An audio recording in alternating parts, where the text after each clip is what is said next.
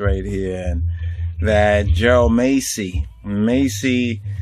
Gerald Massey, he was the white man or the Englishman, but for the sake of our reasoning, he was the white man who knew the truth, and the white man who knew that Egypt was black.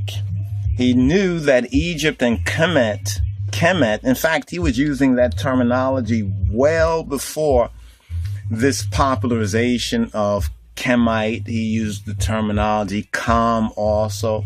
Also, he pointed to the origins being Ethiopian, and for the, I guess, limitation of certain knowledge and research that was in Europe at that time, he did an excellent job on recovering the origins and the roots out of inner Africa. So Gerald Massey is that exception. I look at Gerald Massey to be kind of like the John Brown. Remember, some of us talk about John Brown, like even Malcolm X said about, you know, any good white man is one. Well, there was ones like John Brown, who basically gave his life and his fortune for his belief, and that was that black people should be free. I look at Gerald Massey in this respect concerning us on the intellectual and the spiritual and the historical and the anthropological, sociological, ethnological, getting into the logic on all those particular levels. So Gerald Massey, par excellence, was the white man who knew the truth, and he spoke the truth, and he wrote concerning this truth in exhaustive detail that actually is even being more proved to be true today than even yesterday, where some even wonder, how could he have put that together and so many others miss that? Well, partly it's because of what Massey himself calls the supreme delusion of the European mind. And he writes at length. He tries to appeal to his fellow European and English man, and even the, what's her name, H.P. Blavatsky, you know, where he says that he opposes the whole Aryan and so-called Indo-Germanic nuisance. In fact, I want to show you this right here. I found this that adds further documentation, although the particular clip that I wanted to show you, the particular reference from one of Helena Petrovna Blavatsky's Lucifer magazine, does not seem to be readily accessible now. We had did an earlier video, at least a year or more ago, where we actually pointed out that clip where he writes to her and says that he opposes, based on the fact and the evidence of an Aryan origin for Egypt, or an Asiatic origin of civilization, that civilization arose out of inner Africa. And he didn't just say that. He also proved that. He also documented that with evidence that was ridiculed in his time, because for a man with such a mind, he actually focused this on black people, African people, and correcting or seeking to correct with evidence the supreme delusion of the European mind. Now, right here, we came across these two pages in the break between the earlier videos that we did. One is right here, miscellaneous short reviews of Gerald Massey. And you can see right here, it speaks of the Aryan hypothesis, right? The Aryan hypothesis. And also, furthermore, he mentions the Indo-Germanic nuisance, right? I thought that was very interesting words and a very interesting characterization. So let's go to the first one just briefly and just show you some of the evidence from his work and other researchers and students and interested parties that have also found much truth, you know, to what he has said. Okay, here we go right here. This is on this particular page right here, review of Gerald Massey. So let's just look under Aryan. Let's look under Aryan right here. Let's type in Aryan and let's see what comes up under Aryan. So there's 7 references to Aryan. Let's go to the first reference to Aryan and let's zoom in right here. So you see right here, Mr. Massey holds that in Africa, some region to the south of Egypt is the cradle of civilization and of language, and not Chaldee or Chaldee, India, Shinar or China, or the highlands of Central Asia. He considers that the Sanskrit and the Prakrit or the Prakrit languages are comparatively modern. You know, a lot of folks say it goes back to the ancient Sanskrit, but Massey basically proves he holds a certain opinion, and he brings forth an overwhelming amount of evidence, especially for the time which he wrote it in, and much of what he wrote then stands up and is now proven by further archaeological discoveries, since they sought to suppress his inner African, that Egypt was black and that Kemet was black and that the origin was from inner Africa, from Ethiopia. But he says right here that the Aryan hypotheses, or as one of his correspondents terms it, the Indo-Germanic nuisance. I thought this was particularly interesting. Even today, some of y'all are trying to argue with people who are actually promoting the Indo-Germanic nuisance. It's a nuisance. There's no evidence. It's just white supremacy regurgitated. Almost like vomited out, and excuse me, I have to speak that way, but that's what it is. It's filth. It's a nuisance. He sets aside the Indo-Germanic nuisance, not just setting aside because he don't want to deal with it, but he sets it aside by dealing with it, right? And none then, and even none today, can really refute the evidence. So what they do with the writings of Massey, they cherry pick it. Like Blavatsky said, we accept everything about the Egyptian aspect, but we're going to add this Aryan, this so-called white supremacy, which we know where the fruits of H.P. Blavatsky's has basically what the fruits were. That's Nazi Germany, right? And much of what humanity is wrestling with, this antichrist, so-called world disorder that's wrestling with presently.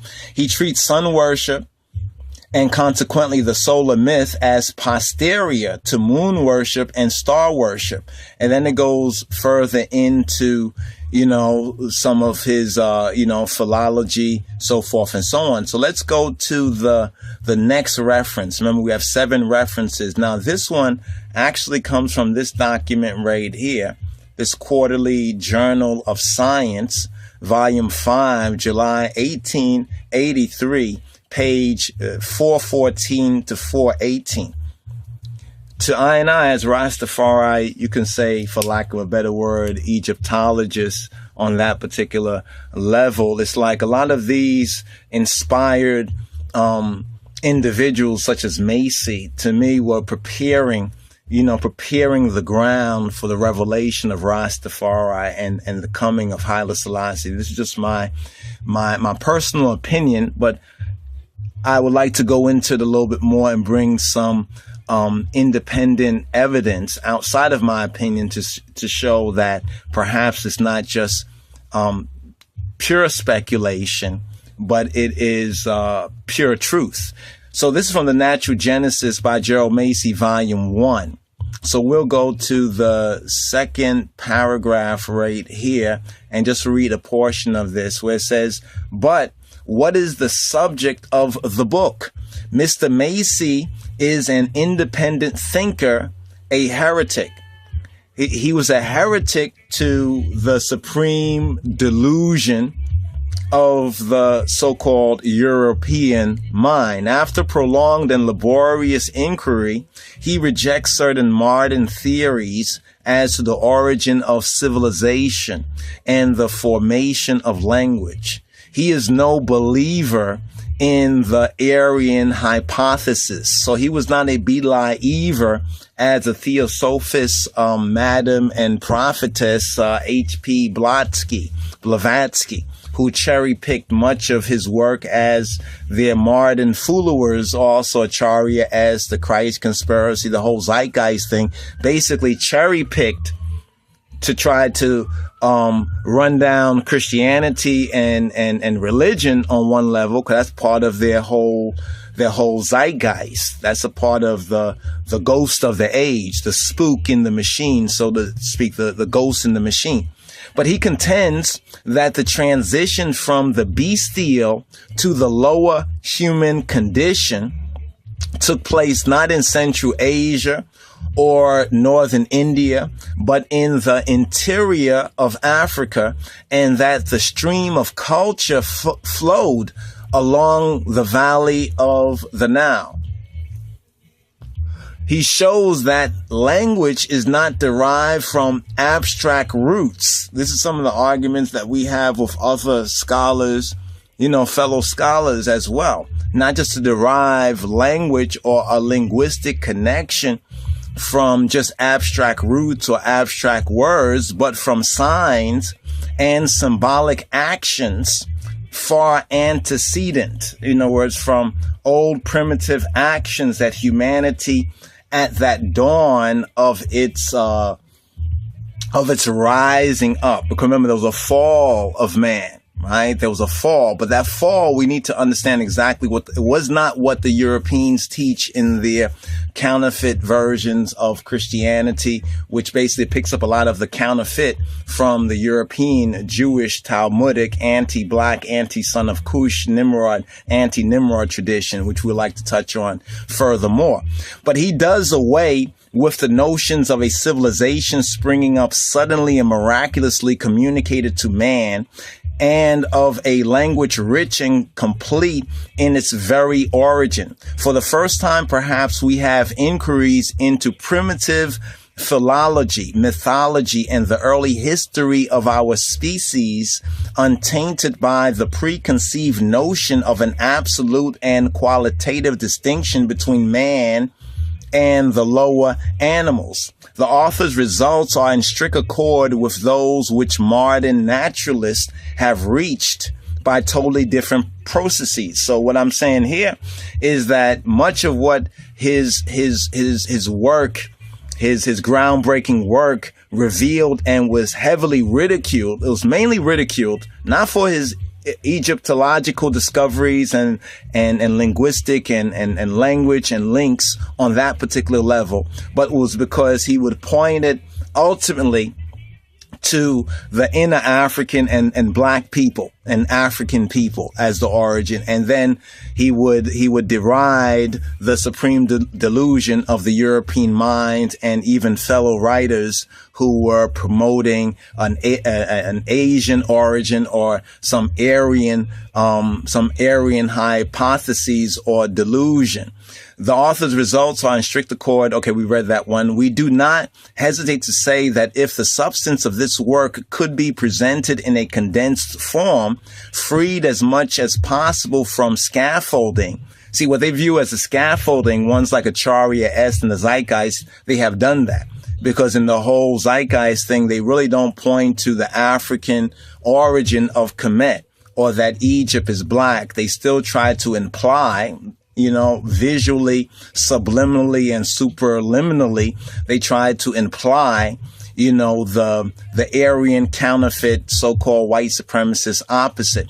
It would be a valuable, almost necessary companion to Darwin's Descent of Man. I don't really agree on that, but Massey says something to that effect, even though he land blasts Darwin too for his monkey business.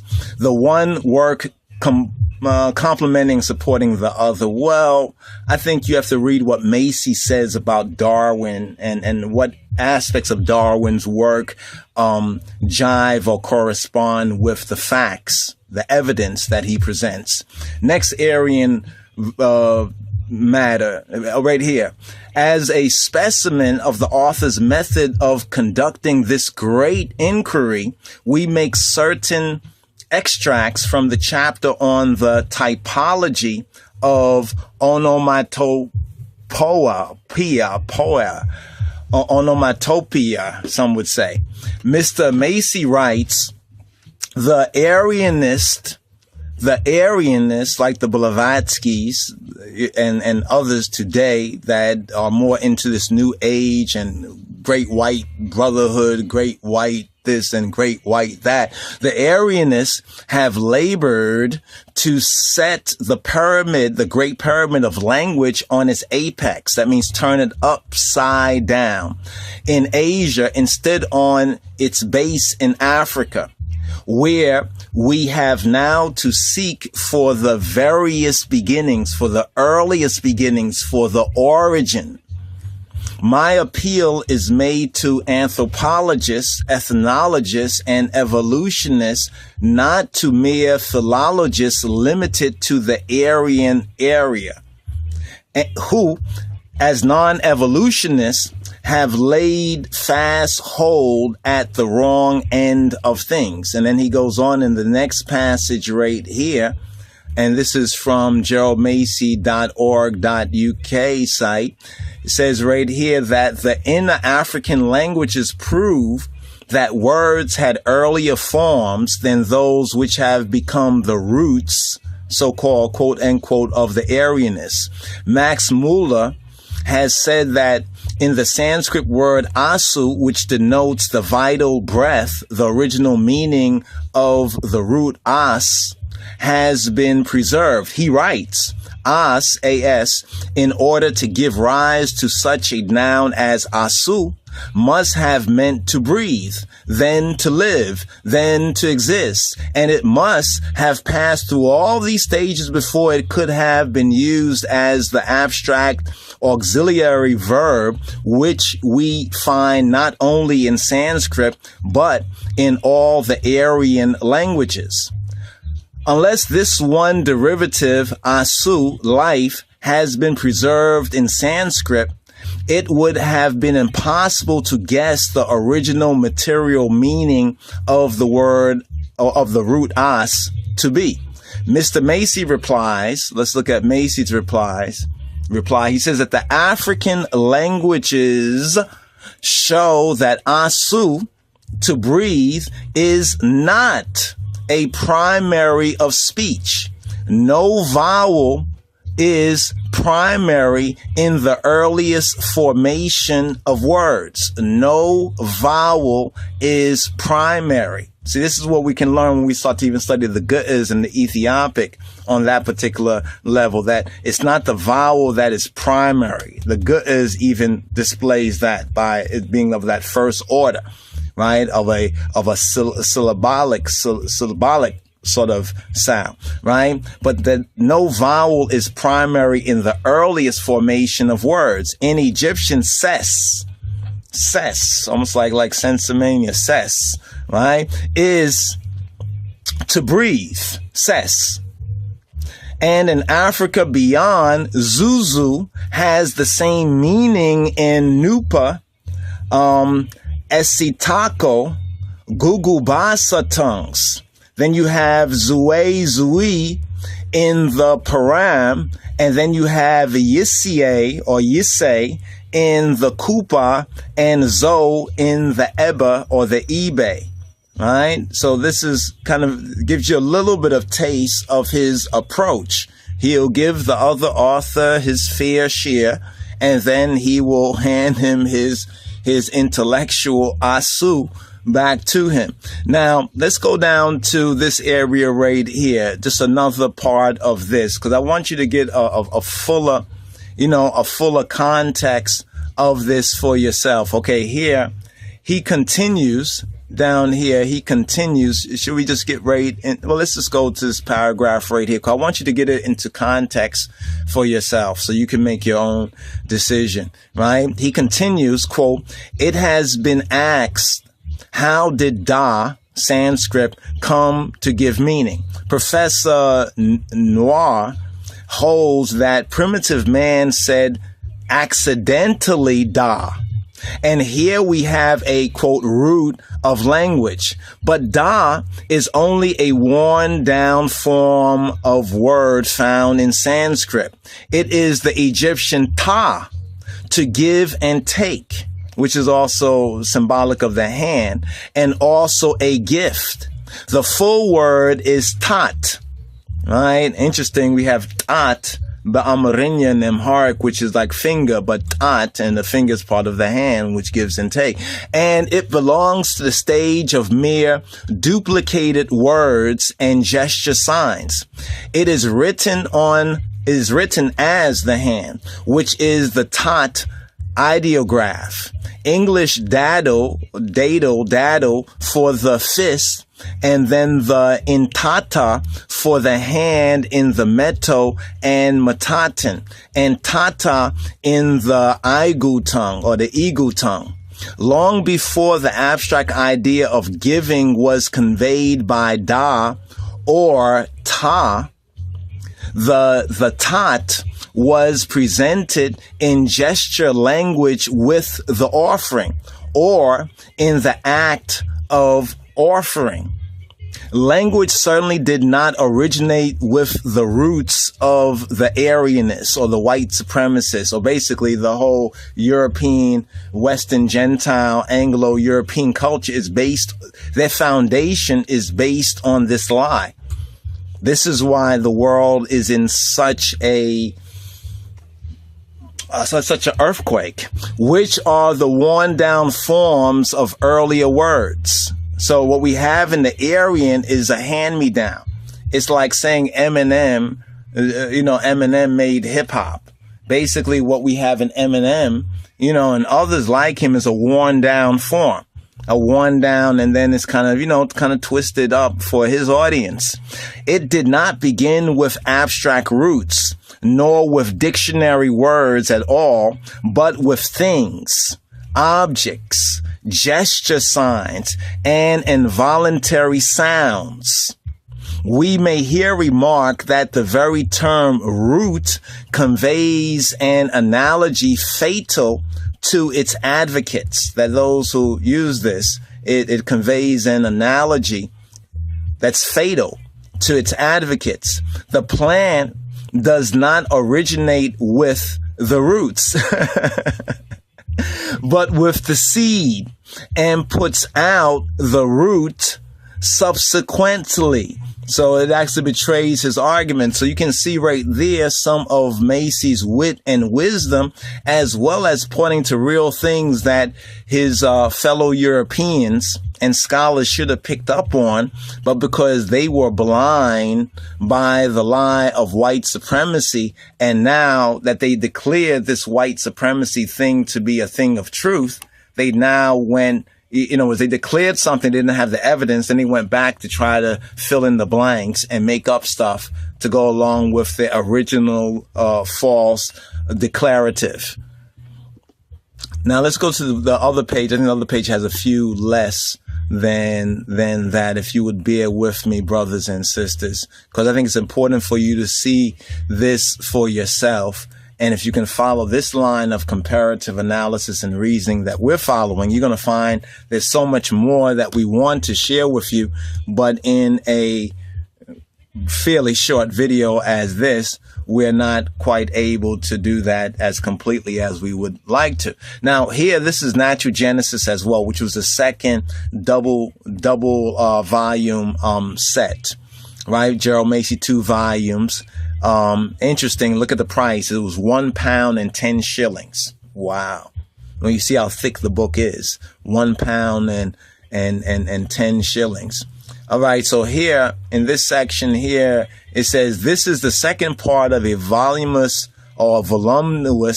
work undertaken by Mr. Massey for the purpose of establishing a theory which certainly should have sober examination.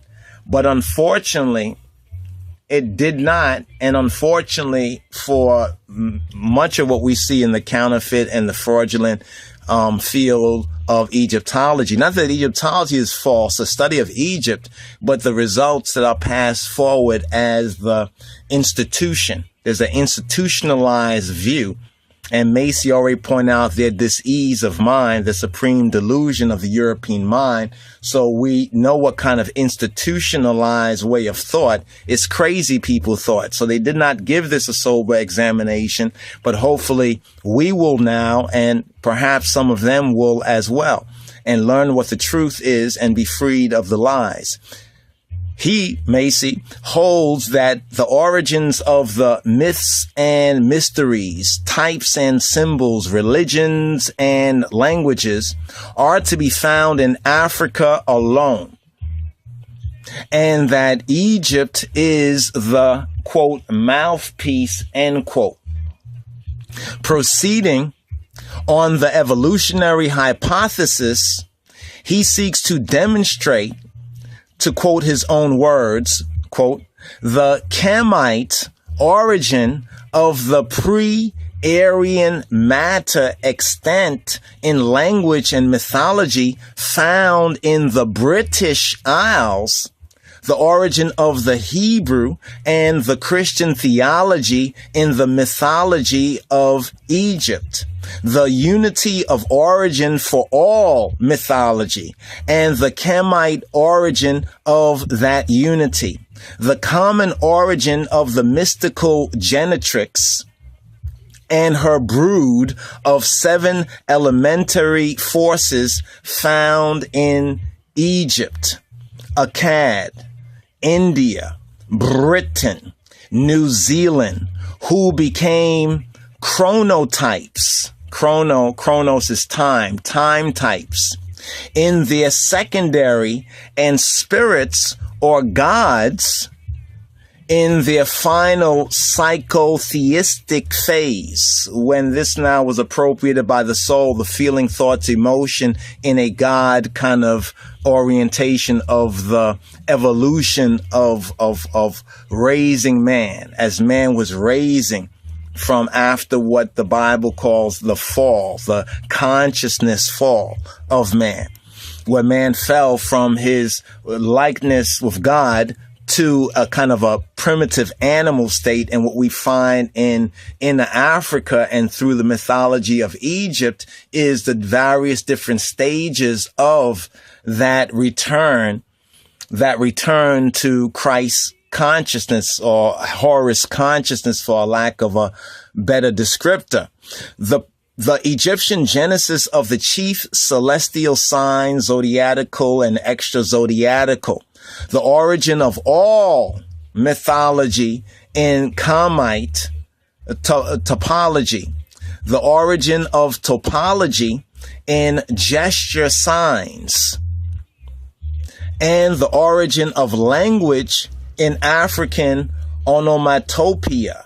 Now, this is, of course, very, very interesting. And if you understand what these words mean, and you look at even this stage of black people, we can see that this whole gesturing, this is hand signs, certain gestures, ways we hold ourselves, ways we describe through a body gesture, you understand, a deeper meaning. And when people look at that, they pick up on it. And when we're all on the network, we get it. And it's through this same sort of gesture signs, myths, mysteries, types, symbols, symbology, religions, and the languages are all there even right now. So most truly, brothers and sisters, Massey, I compare him, as I mentioned before, I compare him to our John Brown of Egyptology, so to speak. But he was the white man who knew the truth, namely that Egypt, ancient Egypt, was black, originating from inner Africa. And he was one of the first on the record to even explore in any depth with real substance the Ethiopic or the Ethiopian connection to this most important of of human consciousness matters. Does human consciousness matter? Yes, for I and I, human consciousness matters, because as the great Herui, which is actually Ethiopic, you might think I'm saying just Horus, but I'm speaking of the chosen one, the elect one, the Messiah, Yeshua, HaMoshiach, our black Lord and Savior, says, ye shall know the truth, and the truth shall set you free. It's the truth that you know that shall set you free. So I wanted to give Massey and his work, especially his work, you understand? Because I was a little bit skeptical. I heard a lot of folks talk about Massey. Everybody seems in a certain consciousness, spirituality, or trying to debunk European Christianity, thinking they're debunking all Christianity. But even the man says that this Christianity goes way back in ancient Egypt, because even the Bible tells us that the Lord is the same, today, yesterday, today, and forever. So we say he's today. What about yesterday?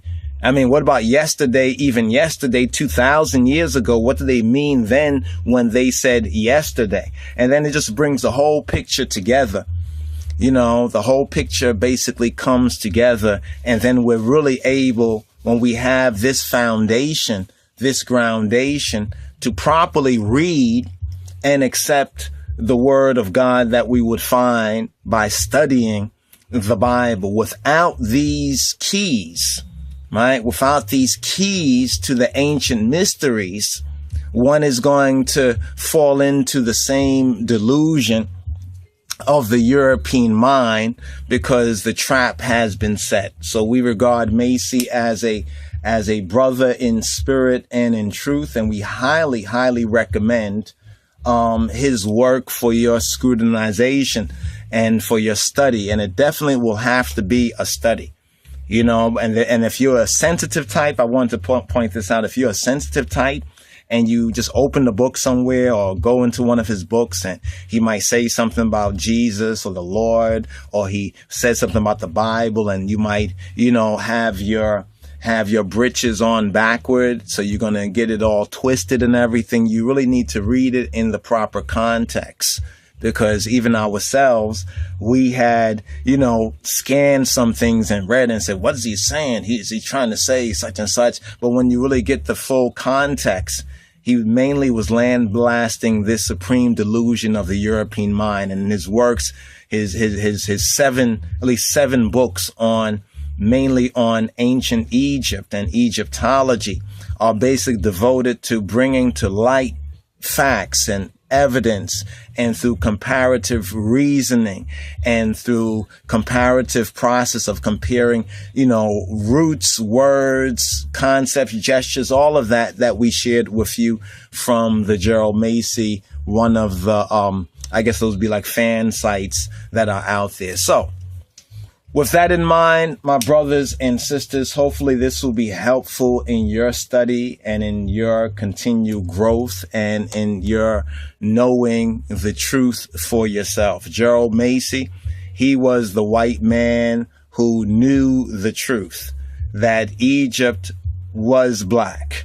You understand? And Kemet was black, and the origin is very intimately connected with Ethiopia, and even further beyond in inner Africa towards the south. And I don't want to give it all away, but it really brings the picture together. And when you start to really get it for yourself, you'd be like, wow, people still are lying. You understand? People still are lying, but hopefully you will get to know the truth for yourself. So shalom to my brothers and sisters. Shalom Rastafari to others. I would say have a metanoia, have a change of mind, or in the King James language or the King James style of speech, repent. For the kingdom of God is on now. So shalom once again, brothers and sisters. This is Wyndham Yadun reporting for Rastafari Groundation, a ministry of LOJ Society.